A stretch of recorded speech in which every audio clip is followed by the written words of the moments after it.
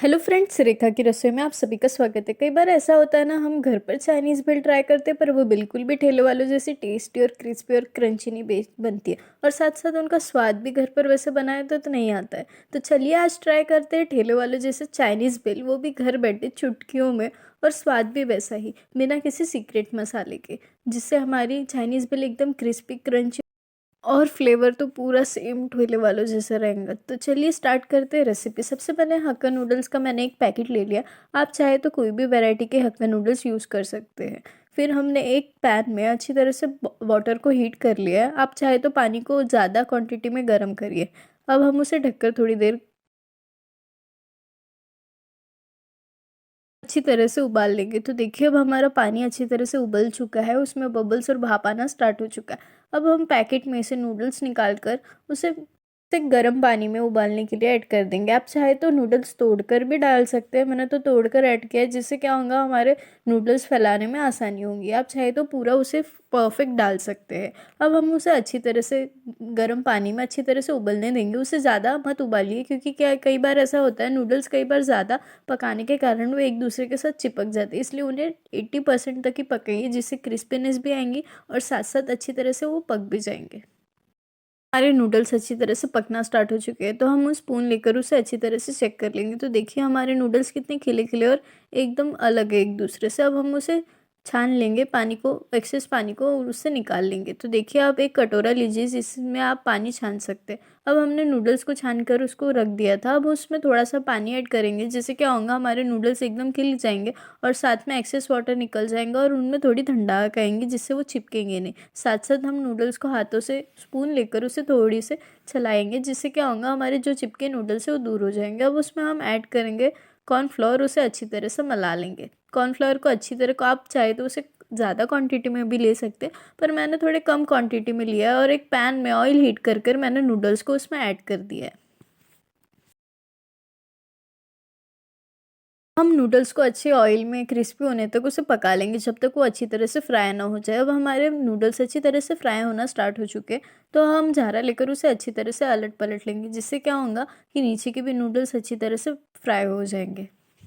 Noodles अच्छी तरह से डीप फ्राई होना स्टार्ट हो चुके हैं। अब हम स्पून लेकर उसे अच्छी तरह से चला लेंगे, जिससे क्या होगा, हमारे नूडल्स नीचे लगेंगे नहीं और साथ में एकदम क्रंची क्रंची और एकदम अच्छे तरीके से फ्राई हो जाएंगे। आप चाहे तो उसे ज़्यादा क्वांटिटी में ऑयल लेकर उसे हाई फ्लेम पर भी पका सकते हैं। अब उसे हम अच्छी तरह से चेक कर लेंगे और डीप फ्राई होने तक उसे पलट कर हम ऐसे ही उसे फ्राई करते रहेंगे, जब तक हमारे एकदम नूडल्स क्रंची टेस्टी और उसमें एकदम क्रंच ना आ जाए। अगर आपने अब तक मेरे चैनल को सब्सक्राइब नहीं किया है तो सब्सक्राइब करना ना भूले। साथ साथ लाइक कमेंट शेयर कर बताइए आपको रेसिपी कैसी लगी।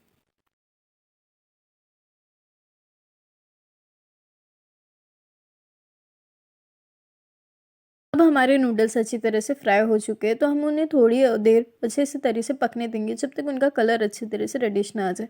अब हम उसे एक प्लेट में निकाल कर उसे निकाल लेंगे। तो देखिए हमारे नूडल्स कितने क्रंची टेस्टी और क्रंची लग रहे हैं।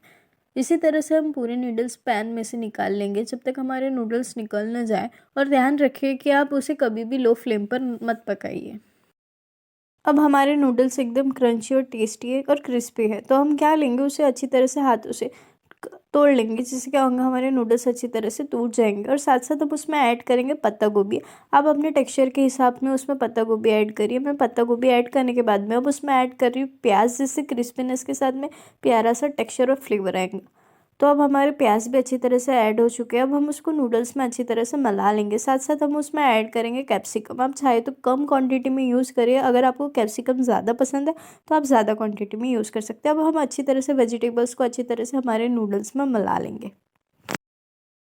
नूडल्स में अच्छी तरह से वेजिटेबल्स ऐड हो चुकी है, तो अब हम उसमें ऐड करेंगे स्पाइसेस एंड ऑल। तो हम सबसे पहले उसमें ऐड कर रहे हैं शेजवान चटनी। आप अपने स्पाइसेस के हिसाब से उसको ऐड करिए। कोई कोई लोगों को शेजवान चटनी पसंद नहीं होती है, तो आप उसमें ऐड कर सकते हैं केचप। साथ साथ उसका फ्लेवर एकदम प्यारा सा आएगा। और साथ साथ केचप और शेजवान चटनी जब मिल जाएंगी तो इतना अच्छा ठेले जैसा टेस्ट आएगा, मानिए ही मत। अब हम उसमें ऐड करेंगे हमारा सीक्रेट मसाला, हक्का नूडल्स मसाला, और साथ में हम ऐड करेंगे उसमें सॉल्ट। अब हमारे स्पाइसेस अच्छी तरह से मिल चुके हैं, तो अब हमारे केचप वगैरह भी उसमें ऐड हो चुका है। तो अब हम अच्छी तरह से उसे स्पून लेकर चला लेंगे, जिससे पूरा केचप और सॉस और उसमें सब मिल जाएगा। अब हम उसे मेहमानों को सर्व करेंगे। अब बच्चों को आपको जब ये रेसिपी से ट्राई करेंगे तो बिल्कुल ठेले वाले जैसा टेस्ट आएगा, और साथ साथ आप हर बार इसी तरीके से चाइनीज़ भेल बनाएंगे और मुझे शुक्रिया करेंगे। Thank you. अगर आपको रेसिपीज़ पसंद आए तो सब्सक्राइब करना ना भूलें, साथ साथ लाइक कमेंट शेयर कर बताइए आपको रेसिपी कैसी लगी।